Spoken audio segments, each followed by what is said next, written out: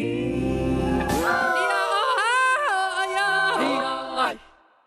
biggest names in tech are here for Computex, a major electronics show in Taipei, and a day before doors open, we get a first look. AI is the future and Taiwan is its backbone. That's the word from Nvidia's rockstar CEO, Jensen Huang. Ukraine's President Vladimir Zelensky makes a surprise appearance at a security summit in Singapore. Plus, I'm at the largest port on Taiwan's north coast to find out how Taiwan is dramatically expanding its Coast Guard fleet to counter Chinese boats encroaching on its waters.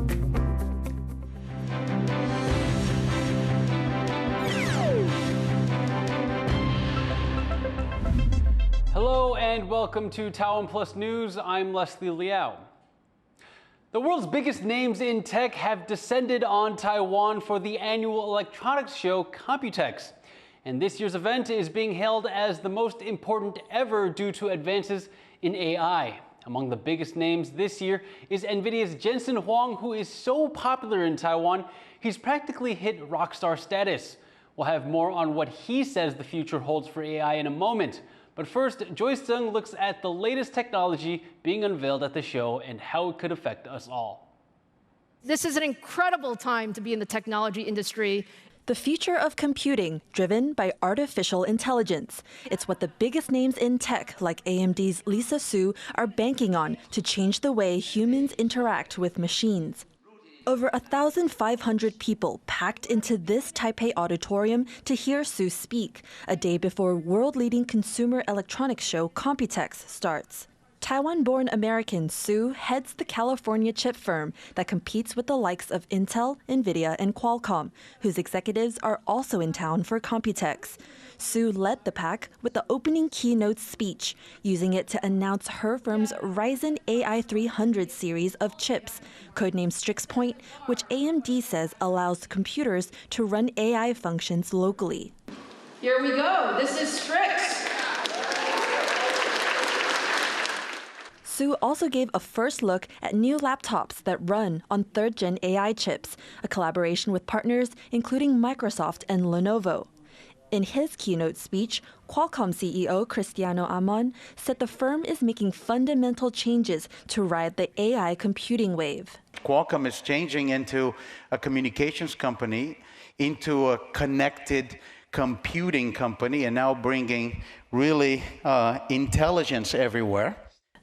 Amon confirmed that Qualcomm's AI processors will launch in 22 different PCs, including laptops by Microsoft and Dell. Tech leaders say that these AI personal computers, or AI PCs, will redefine the way we use and rely on computers. The idea is that by eliminating the cloud and being able to run AI locally, users can be less worried about their data leaving their computers. Tech execs say that this will make people more willing to use AI for both personal and business uses. While execs are focusing on the possibilities, AMD Su says AI technology is still in its early stages. AI is a great technology, and it will only get better with time. But AI is also not perfect, and we need to continue to make it better in terms of the capability and also just how we utilize it. Despite industry hype around this new kind of PC, tech business analysts say what's still missing is enough buy-in from everyday consumers to ensure such large investments in AI will pay off. People are not catching up enough to the AI economy. So there's a quite small portion of the smart people. They just on the top of the tidal wave. They're doing a lot of technology breakthrough. However, the ordinary people are not catching up. While some are waiting to see AI PCs reach consumers before they believe the hype, tech leaders are confident in their vision that this new type of computing has a place in every industry and with every user. Joseph Wu and Joyce Zhen for TaiwanPlus. In Taiwan for Computex, Jensen Huang went to National Taiwan University to share his company's vision for the future of AI. And as Chris Gordon reports, he's placing big bets on Taiwan. Great to be in Taiwan. Before I head out to the night market, let's dive into some exciting frontiers of digital humans.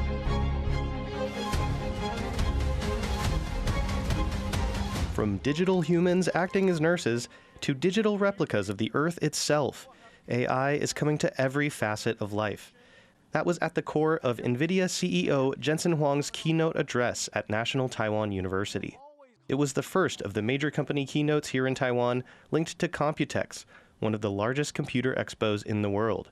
And Huang emphasized the importance of Taiwan to his company and to the AI industry. Taiwan and our partnership has created the world's AI infrastructure. The CEO announced a new AI chip platform known as Rubin to be released in 2026. That comes less than 3 months after the announcement of their upcoming Blackwell series, which hasn't even shipped yet. But aside from product announcements and tech demos, Jensen himself is proving to be a big draw. In Taiwan, Jensen Huang is a household name. Born in the southern city of Tainan, raised in the United States, he now runs the world's third most valuable company at $2.7 trillion US. And people here say they're excited to hear from him. 现场是震撼感更多一点，就是振奋人心吗？因为这是台湾自己的东西，之后放了出来之后，感受更深了一点。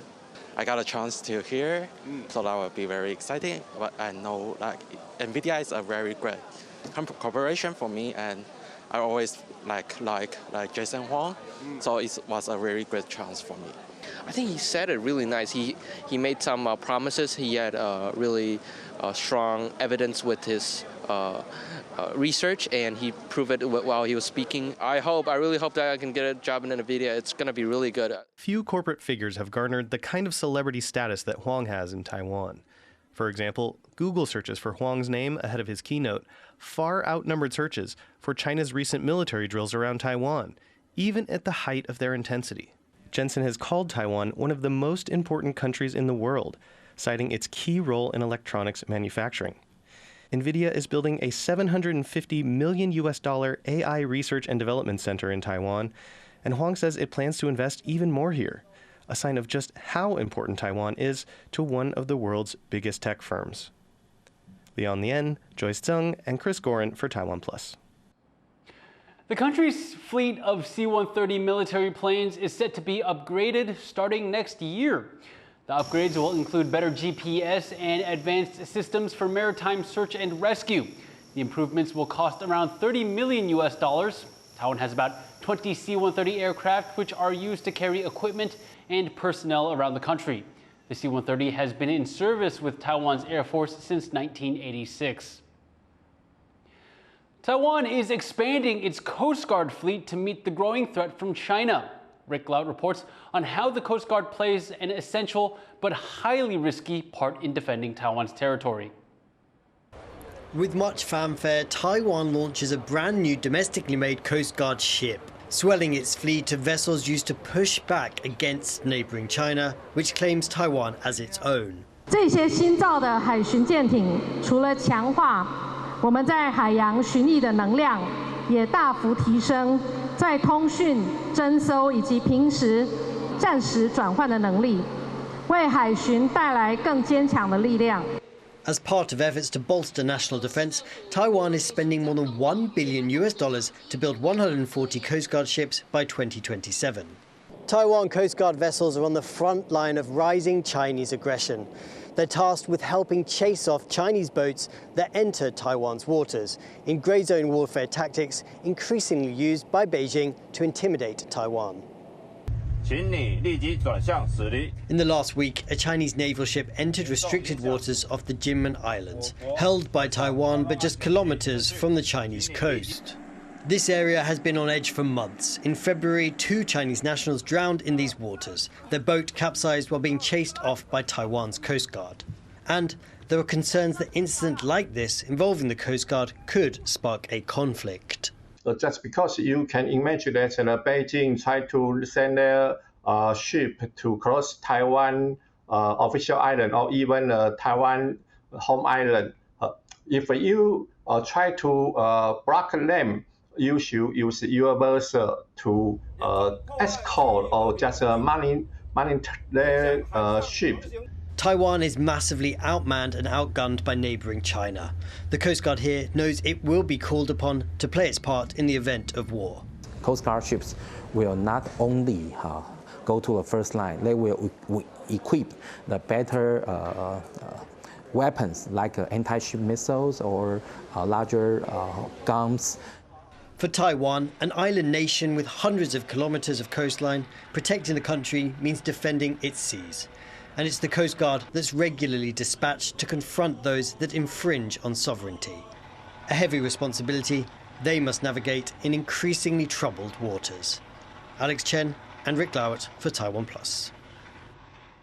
Ukrainian President Vladimir Zelensky has made a surprise appearance at the last day of the annual Shangri-La Dialogue in Singapore.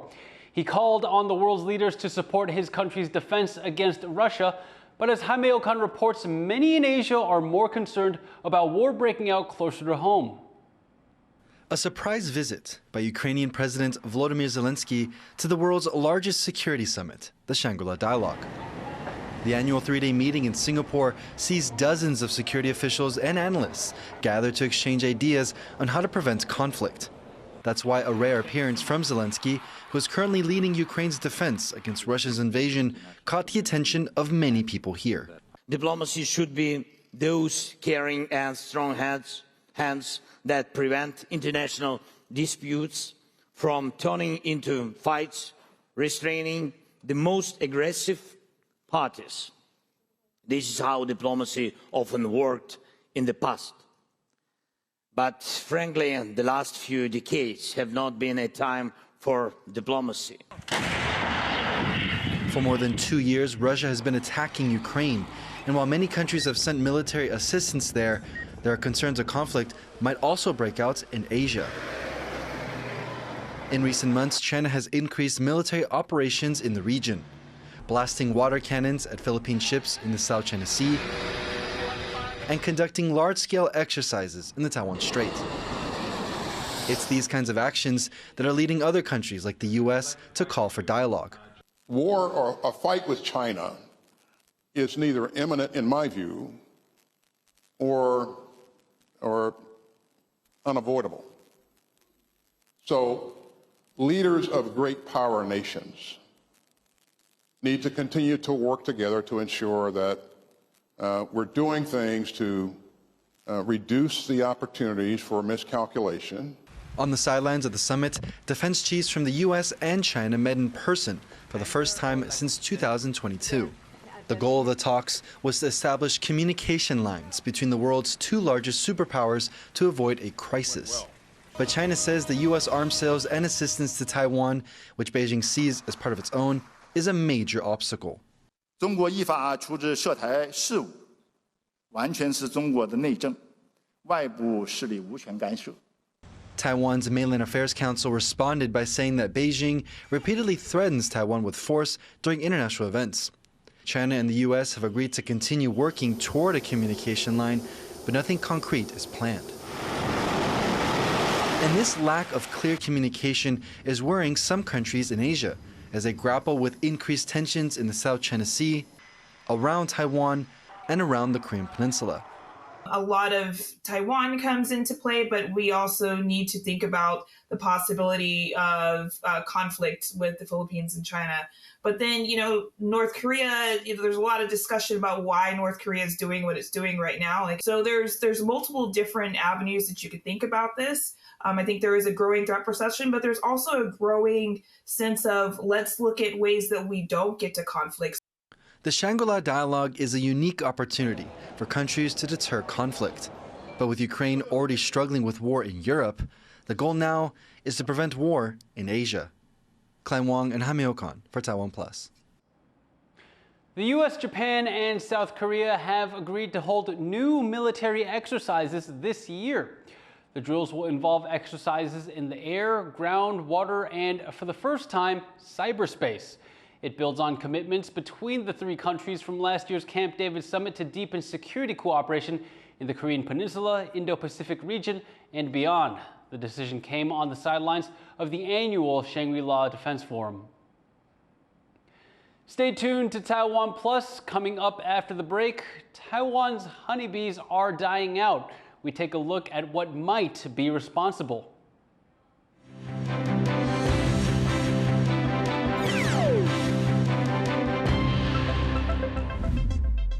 For more stories from Taiwan and around the world, follow Taiwan Plus on social media.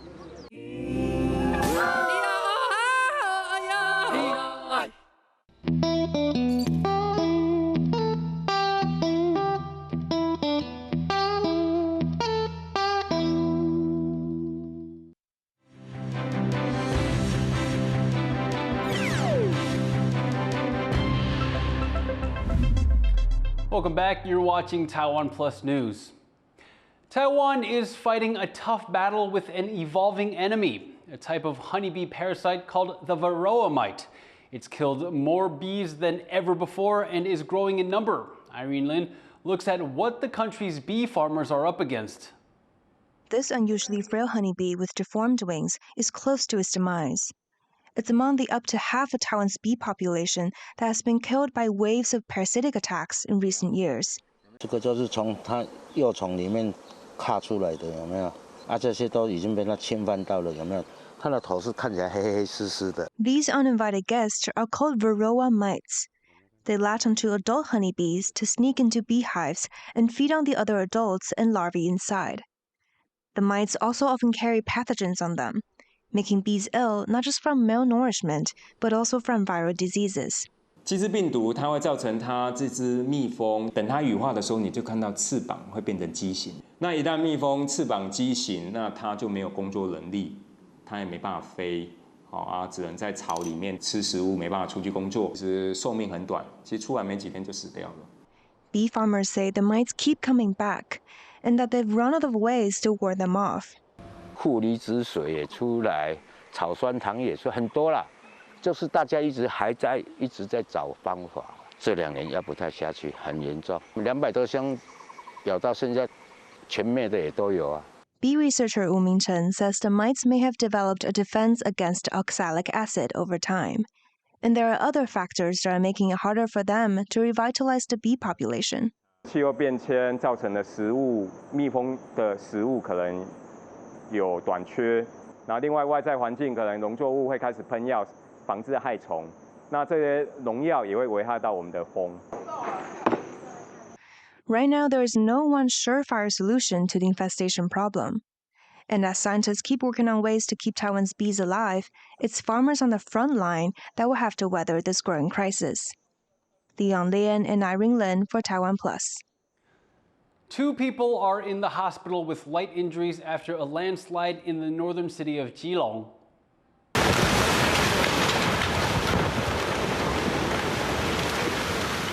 The cars they were traveling in were partially buried in the slide, and emergency responders had to get them out. People from another 9 vehicles caught up in the landslide managed to get out on their own. The road they were driving on outside a seaside park has been closed off. The Constitutional Court has struck down a rule requiring women to be at least 160 centimeters tall to become a firefighter. The court found that based on average heights, the rule excludes 55% of women compared to 10% of men who don't meet their minimum of 165 centimeters. The decision doesn't mean an end to height requirements altogether or to separate rules for men and women. The court said that both are legitimately in the public interest for practical reasons.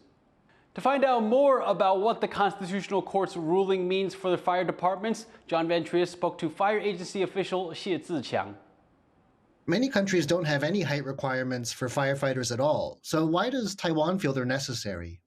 比如说消防人员他在执行救灾勤务的时候，需要操作一些大型的器具或者消防车辆，因为消防车辆跟一般的车辆也不太一样，所以我们从之前从最早到现在，一般的工作经验，我们认定消防人员他如果身高有一定的限制会对我们任务的一些睡醒是有注意的。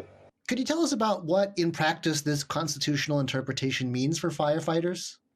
因为再来6月就会有我们这个特考的考试，然后也会有碰到同样的问题，所以我相信考选单位他可能会针对今年的6月、8月的这个考试可能就会做一个讨论，到底要不要调整这样子。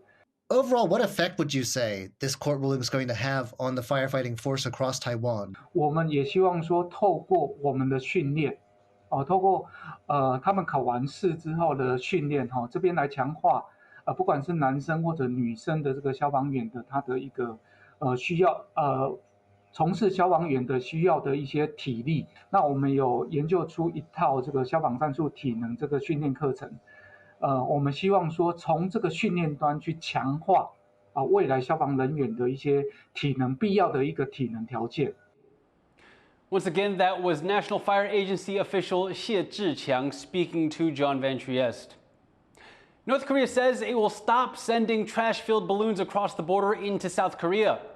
Pyongyang says it has successfully sent 15 tons of garbage to its neighbor as a response to propaganda sent from Seoul. While the balloons have stopped for now, the North says they will start again if anti-North Korea leaflets continue being sent across the border. The announcement comes after South Korea vowed to retaliate, which could include blasting propaganda across the border through loudspeakers. Mexico has elected its first female president in a landslide election win for the ruling Morena party. Election authorities say Claudia Sheinbaum won nearly 60% of the vote. That's at least double the number of votes for her main rival, Xochitl Gálvez. Sheinbaum has promised to continue the policies of current President Andrés Manuel López Obrador. The election's official results will be confirmed on June 8th. China has successfully landed an uncrewed spacecraft on the far side of the moon. The sixth mission in China's Chang'e moon exploration program aims to bring back the world's first rock and soil samples from the side of the moon facing away from Earth. The program is part of a growing rivalry with the US and other nations to explore space. Beijing aims to put a person on the moon before 2030, which would make it the second country to do so after the United States. It's been 9 months since Japan started releasing treated wastewater from the Fukushima nuclear plant that was destroyed by an earthquake and tsunami over a decade ago. Here in Taiwan, food safety scientists have been keeping a close eye on one substance in particular, tritium. Joyce Dung explains. Chopping up Sarita fish to test for radiation, one of the top food catches in East and Southeast Asia.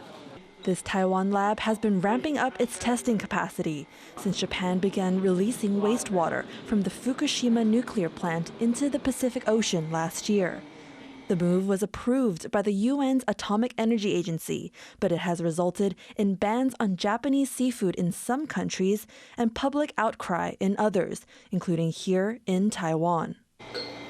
This is Taiwan's first dedicated lab to test for tritium, a radioactive substance that's dangerous if consumed in large amounts. And unlike other radioactive substances in Fukushima wastewater, tritium cannot be filtered out. 氚这个部分它没办法做去除的动作，它会超过一些国际标准和一个国家标准，所以他们目前的做法就是稀释，那这个氚就变成一个是我们要去关注的何种。因为它的风险比较高。